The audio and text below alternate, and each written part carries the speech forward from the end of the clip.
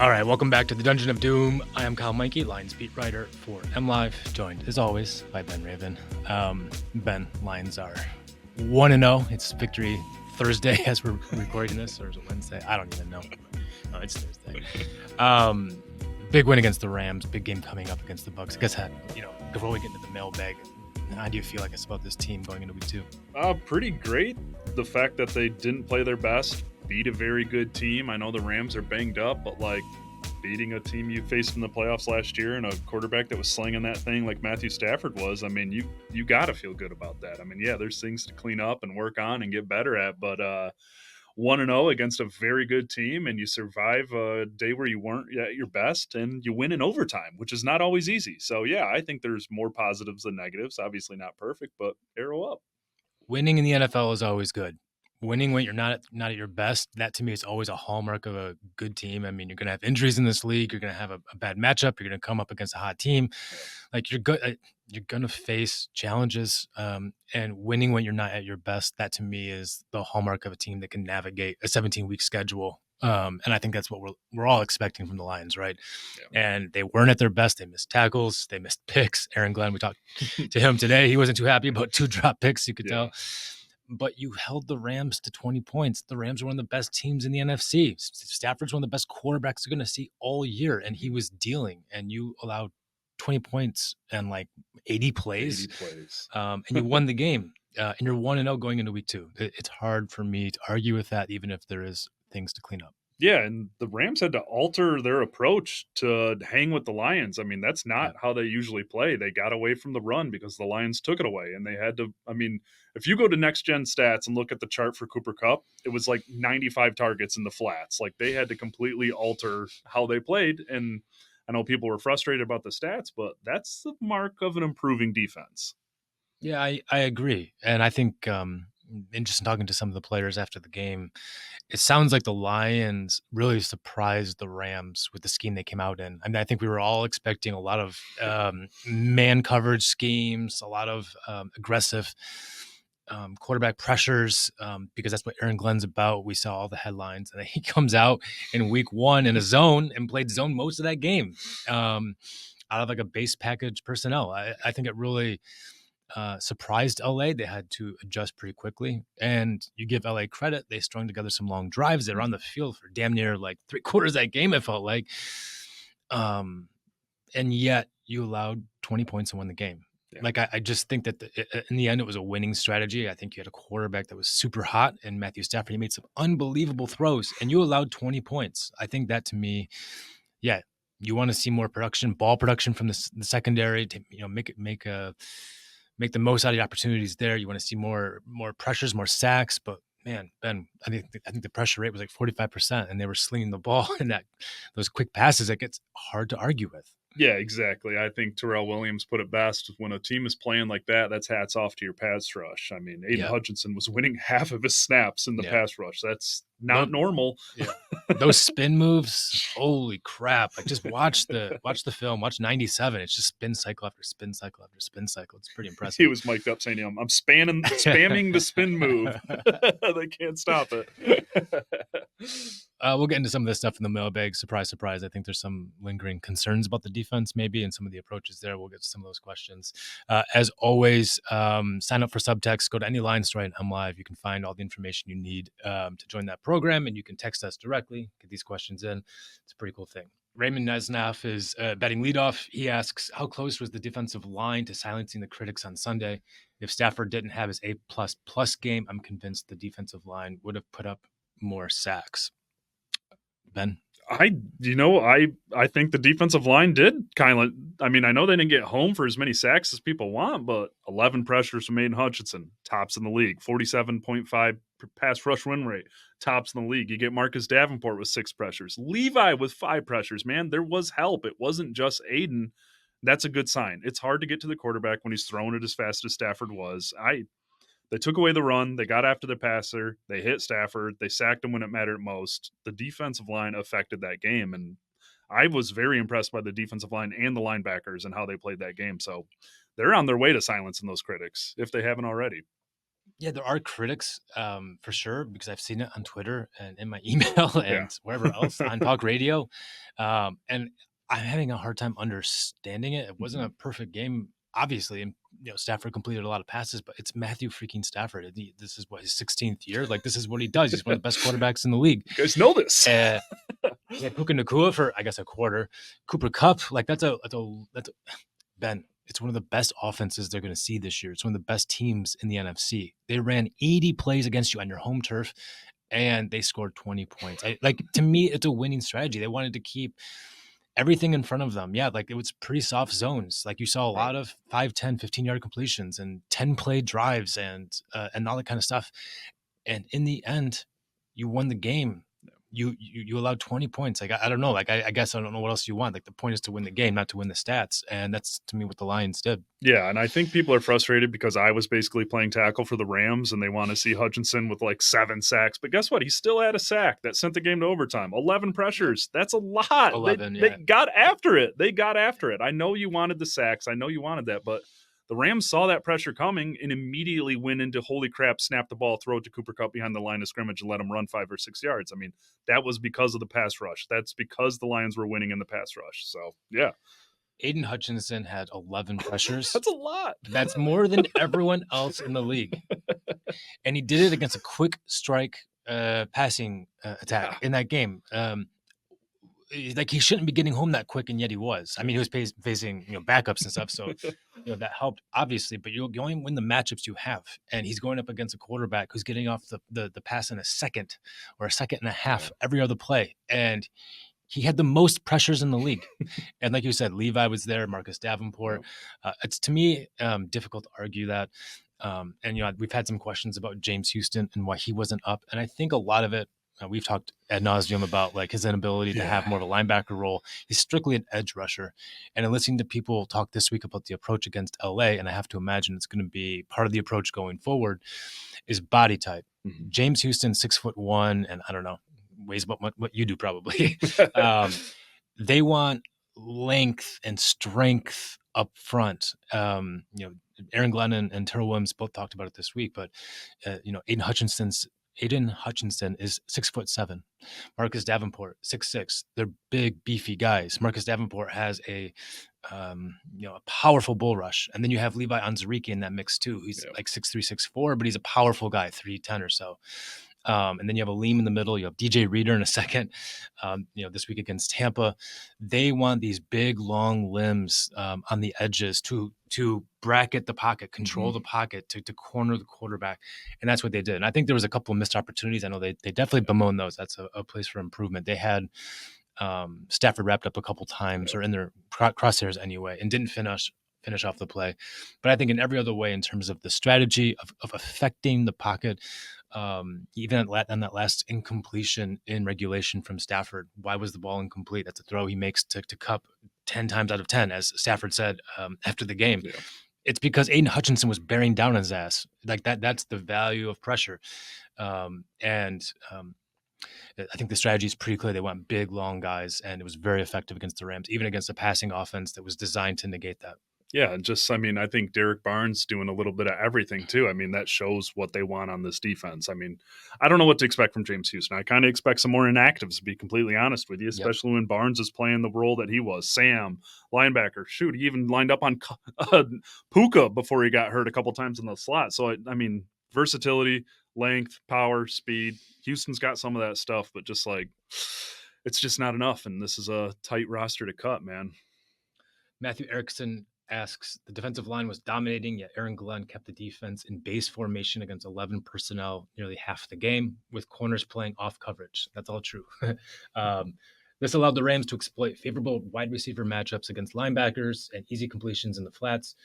Why not press the receivers and challenge the Rams' struggling offensive line?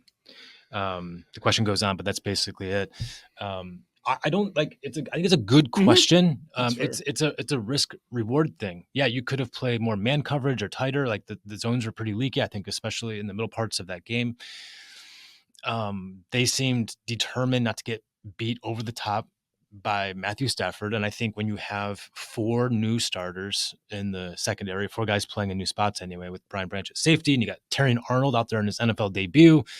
And you saw what happened sometimes when Arnold was on an island Yeah. against Stafford. It got picked on just a little bit. I thought Arnold played pretty well overall, but he's a rookie. Yeah. Playing against one of the best quarterbacks in the league. To me, it felt like a week 1 kind of defensive game plan where it's like, we're not perfect. Yeah. These guys are going to grow a lot. We don't know what our confidence level is, our faith level is in the rookie. Let's let them just get their feet wet. Let's play back. Let's not allow the explosive play that oftentimes dictates who wins and loses in this league, and make them string together these long drives in a hostile environment against a much improved defense, and then beat them with the offense. And in the end, that's exactly what happened. Yeah, they kept the lid on the bottle of the Rams. Outside of that 62-something yard catch and run by Tyler Johnson, Right. they kept the lid on the Rams. Like you said, I mean, when you get those long drives, you open the door for possibilities for takeaways. You look what happened in the red zone. That was a long drive. Kirby Joseph gets the interception. I think they had another stop down there. It's just outside of that one big play, they kept the lid on that bottle. And Carlton that's, Davis slipped on that play. It's kind yeah, of a goofy thing. exactly. I mean, and outside of the couple of missed tackles and the dropped interceptions, I don't have a ton of criticisms for the defense because they kept the lid on that attack. They did what they needed to do. I understand it. I understand you wanted them to challenge that group, but guess what? They did what they did. They kept the lid on. They gave up that one massive explosive and 20 points in 80 plays, man. It worked. We've talked a lot about the defense. That seemed to be kind of the focus of the mailbag questions. Yeah. The offense also played in this game. So let's flip to that side of the ball for one. Adam Herman asks, are there any concerns about Sam Laporta or Amon-Ra St. Brown's game 1? And why was their production so low? Was there bracket coverage that wasn't visible from my TV in Houston?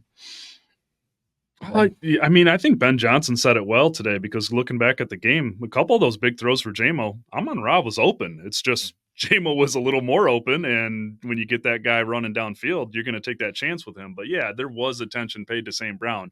I think there was some attention to keeping the Lions out of attacking the middle of the field too, and that's where Laporta thrives. That's where St. Brown thrives. You saw Laporta crack through, I think, late in the fourth quarter with that big play to kind of make his stat sheet look better, but the Rams did a great job at putting a lid, like I just said about the Lions doing it to the Rams. The Rams did it to the Lions too. They did not get much going over the middle, and there was some attention paid to the areas where St. Brown kills you. And I mean, shoot, man, he was open on a couple ones, but it was JMO's day to feast, man.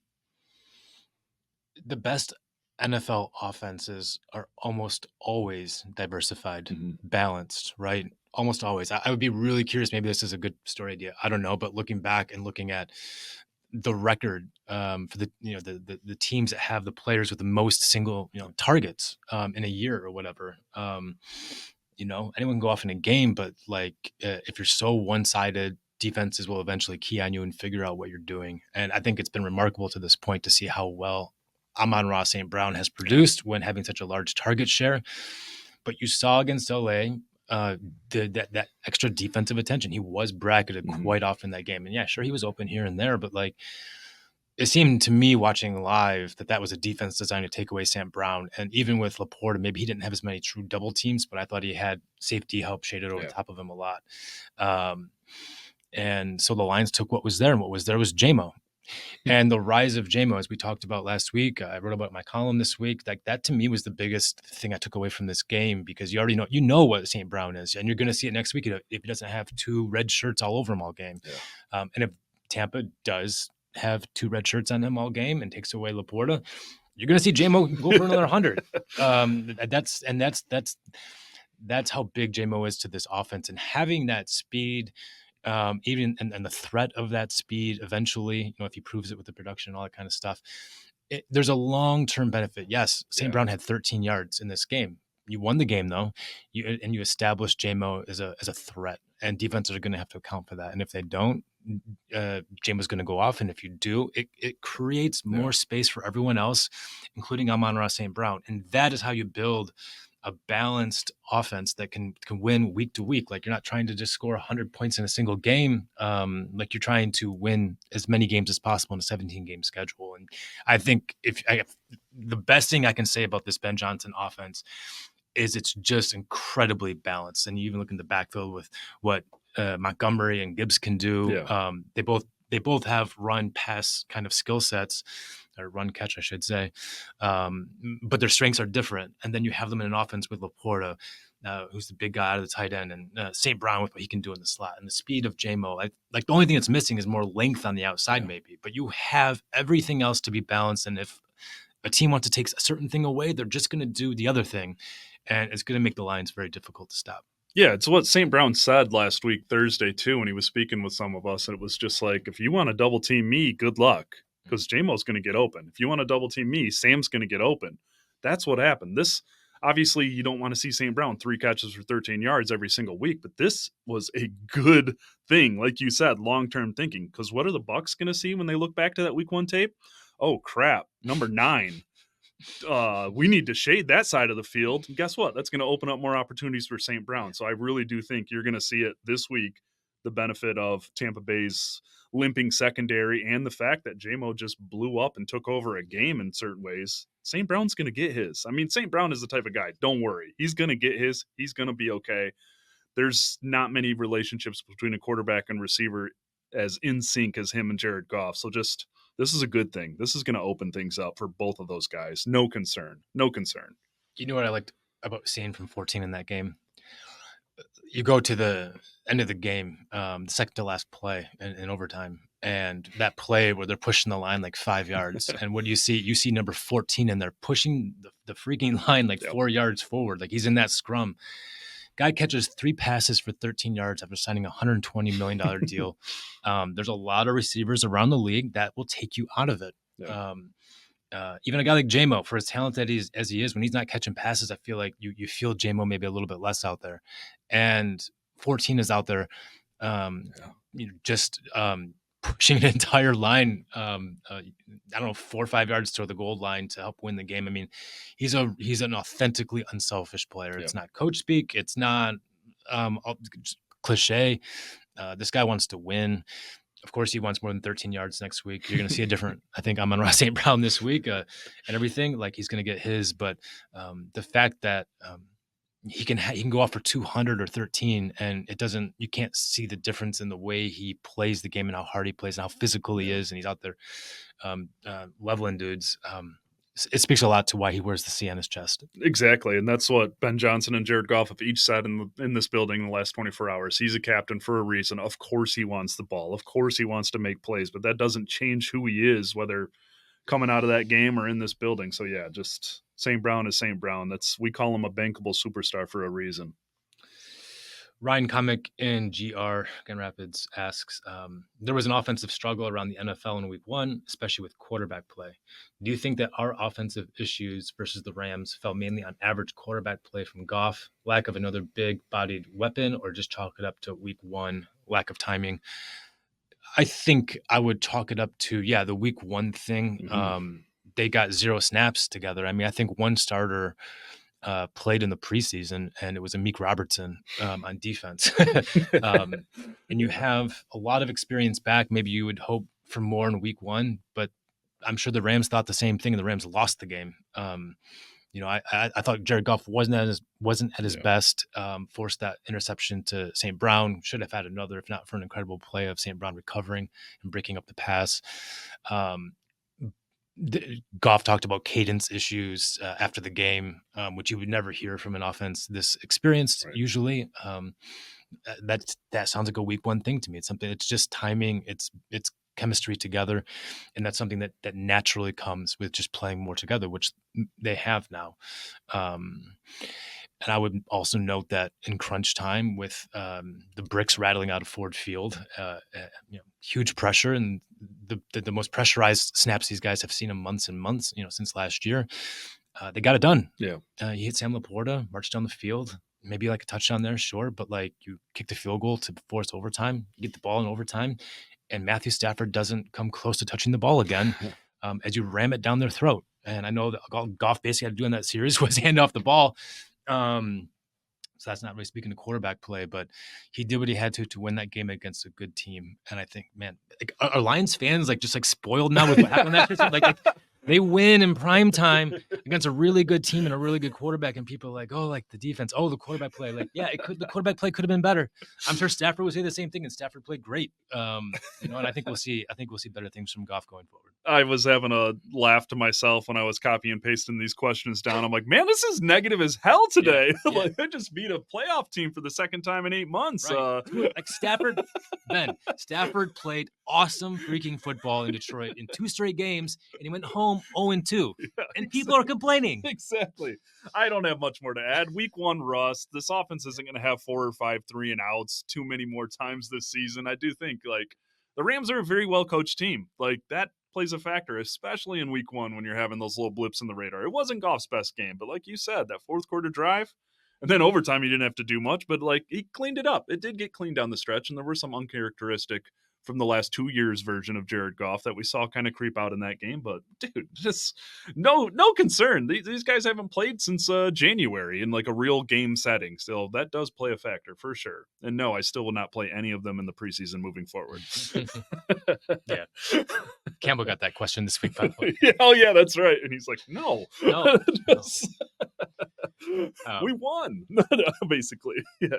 Maybe sticking with that for just a moment, and then we'll move on to other stuff. But as it relates to Goff, like I guess the one lingering concern I have going into week 2, because nothing is perfect, wide receiver 3, which is the drum we've been beating forever. And I think folks now see what we've been talking about from camp, which is you have an all-pro stud in Amon-Ra St. Brown. You have the rise of Jameson Williams and the superstar skill set that he has. We'll see where he goes with that skill set, but clearly he's a game breaker in terms of what he can do. Sam Laporta speaks for itself in the passing game. You're going to see more of Jahmyr Gibbs and so on. But wide receiver 3, like this is the team that likes to pass the football. You already see bracket coverage on St. Brown. What if JMO's not having his best game? What if JMO is hurt? What if JMO's hurt? What if he's not at his best? We already saw him roll the ankle in week 1. He's limited this week in practice. I mean, I'm just saying, like, teams need depth. Sure. Teams need depth. And your wide receiver 3s, after having a 5-6 horse race in training camp, you basically cut everyone you thought it was going to be. You went with 2 guys who are like 5'9" or whatever.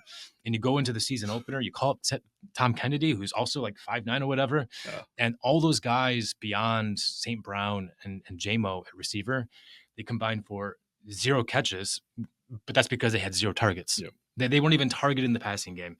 And that's with, Amon-Ra drawing all kinds of attention, and Sam Laporta too. So like there was opportunities there clearly against that defensive scheme. And Jared Goff didn't even look in their direction. So that is something to watch.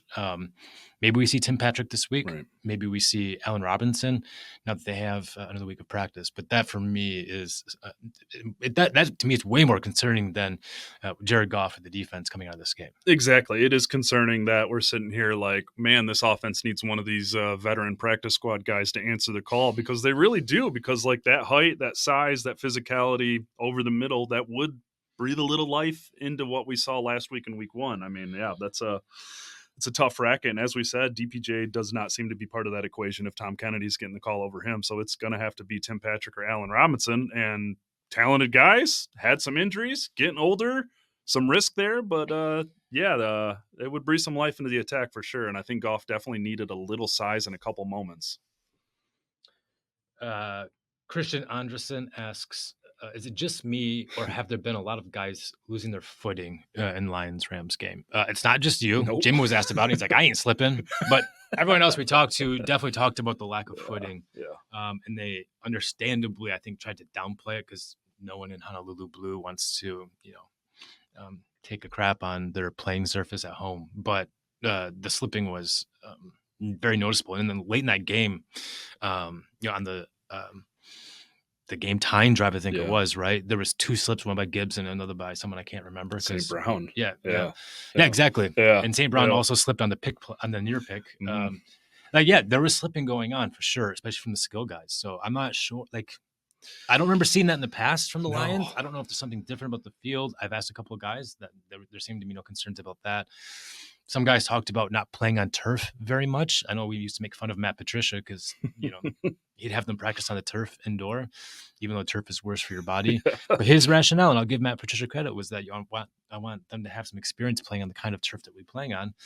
And I don't know, maybe there's something to that because they've practiced almost exclusively on grass, and it seemed like they really struggled. Even the Lions on their own turf at Ford Field. Yeah, they were slipping on both sides, noticeably, for sure. And I mean, man, that St. Brown slip led to one turnover, but on that last drive, it almost led to another one, too. Like, holy crap, if they lose a game on a slip, I think you guys are going to have a meltdown. Yeah. But yeah, Dan Campbell pretty much put his hands in the air and said, I don't think they've changed anything with the turf, not that I know of. So yeah, definitely might see one more turf practice this week.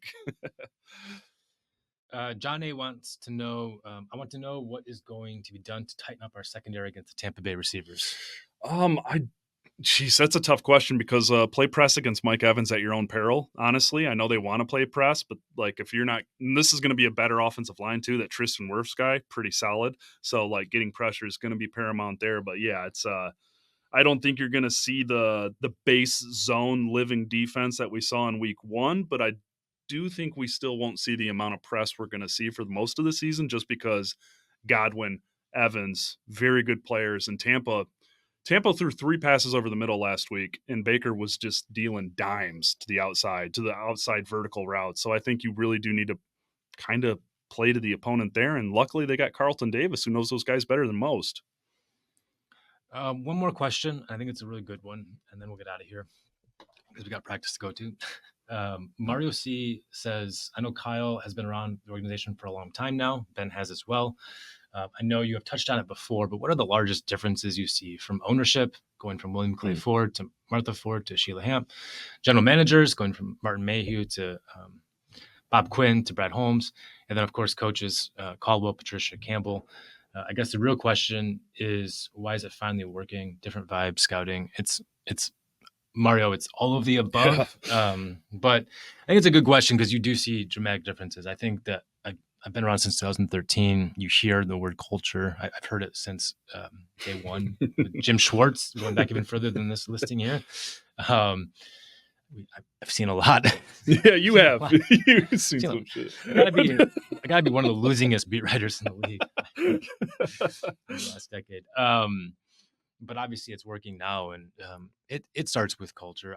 I think it starts with ownership. They don't call plays or design schemes or sign players, but they affect everything else, including the men who and women, I guess, who make a lot of those decisions. And William Clay was the owner when I hopped on the beat, and I don't think I saw him around for a day. I mean, he was in poor health then. He was at pretty advanced age at that point. I'm trying to be respectful here, but just didn't see him around. He's kind of a vacant owner. He had other people in charge. I think throughout his reign, he was way too loyal to bad decision makers, bad men. People who were bad at their jobs. I think we all know what happened with Matt Millen.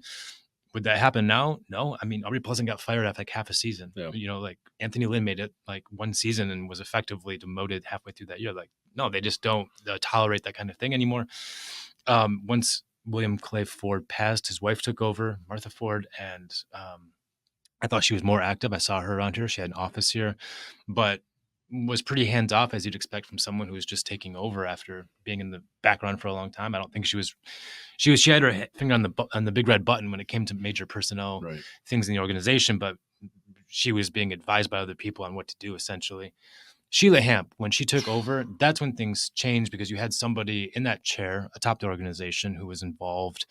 One of my favorite stories I've heard about her is when she took over, ownership has this big, beautiful luxury office here in Allen Park on the second floor. It's got a balcony attached to it. You can see out on the practice fields. It's what you'd expect from the billionaire owners. And she gave up that office and took just your standard average, like not even a corner office, but just like middle row cubicle kind of thing. Not a cubicle. She has an office, but very standard thing because she wanted to be in the middle of the action, in the middle of the franchise. She wanted to be in touch with what was being done and how decisions were being made and what people were about. She kept that door open all the time because she wanted people to feel free to pop in and ask her questions. And it just, to me, was like illustrative of someone who's trying to understand what they're running in a way that previous ownership hadn't. And that kind of approach has filtered down over a long period of time. She realized that she needed after Patricia and Quinn were fired, that she needed to have people in positions of power here who would heal the Yeah. organization, who would be more collaborative. I mean, some of these buzzwords you've heard, they weren't collaborative before. There was walls up in the Yeah. organization. There were certain things that Bob Quinn, like, no, like this other part of the organization can't even come out to practice or Yeah. whatever, like weird guardrails like that. So yeah, that's how you end up with a guy like Brad Holmes, who was maybe not your traditional hire for GM, but he was really well regarded for his scouting eye, um, collaborative approach. Like he put a team around him who could inform him rather than putting a team around him that he could keep at an arm's distance. Watches a ton of film, Yeah. according to people that we've talked to, including here on the podcast. Like just crushes tons of film for a GM, like personally. And then Dan Campbell, who was even less traditional of a hire than Brad Holmes. And I mean, he was kind of mocked when he was hired. Like, you're hiring the assistant head coach from the Saints, like a guy who's never been a coordinator, who's yelling about kneecaps. But what they knew was that he was extremely personable, and he would rebuild the trust with the locker room. And you need a lot more than trust to win in the NFL, but you need trust to win in the NFL to heal things and to turn over the culture. And that's what we've seen. And we've seen it all play out. I don't have to belabor too much like the changes that we've seen and why Holmes and Campbell have worked out. But you do see dramatic differences in how this organization is run, even in like how players talk to the media, how they, what kinds of players they bring in. Like Dan Campbell treats them like adults. Like, hey, play hard, have fun, help us win, know your role, and just be yourself. And now you see a healthy organization that's winning a lot. Players want to come here. I think there's a lot to be said about the aggressive play style that they have too. But the changes have been dramatic over the years. And I know you've met a lot as well in your time here. Yeah, it's cohesion. And just the one thing I'll add to that is I think Sheila didn't just listen to the voices around her. She sought out voices that she felt could make an impact here. Chris Spielman, Barry Sanders, like got them actively involved with the future of the franchise. Like they sought out voices that weren't in this building, telling them what they wanted to hear. And it's all about cohesion. And with good cohesion comes good vibes. And with a guy like Brad Holmes, the scouting master, comes good scouting. So it's like all of the above, but it is like when they're not on the same page, they work to get on the same page. And I think that is a major driving force in what's happened here. Yeah. I mean, the culture change needed to happen because of how bad things were after Patricia and Quinn. But you also do need to know ball, right? At the end of the day, it's not just about vibes. And Brad Holmes hits home run after home run after home run.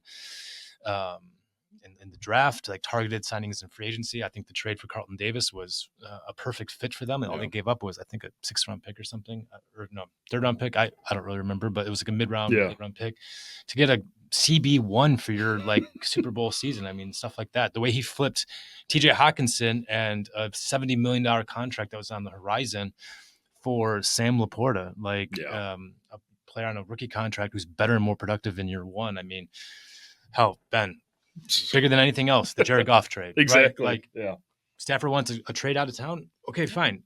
And they got 2 first-round picks out of it to weaponize this, to accelerate this rebuild. And you got Jared Goff as a throw-in that LA was giving up on, and you build him back up into one of the best quarterbacks in the NFL, plus the draft capital. Yeah. And you made further trades, ends up into like, Jamison Williams and I don't know, like Sam Laporta, Jahmyr Gibbs, like all these guys, Melifonwu, who played a huge role down the stretch last year. It's all from Matthew Stafford. Like, that's pretty good. And you got a quarterback who's playing better than Matthew Stafford, by the way. I know, it's just wild. It is wild to look back on that. Alternate reality still kind of feels like the right word to say it sometimes, but it's real. Yeah. And they're spectacular. Lions are 1-0 heading into another playoff rematch this week against the 1-0 Tampa Bay Bucks. Should be good. Don't forget your earplugs this Sunday, Ben. We'll be back there on Sunday for a recap of Lions Bucks.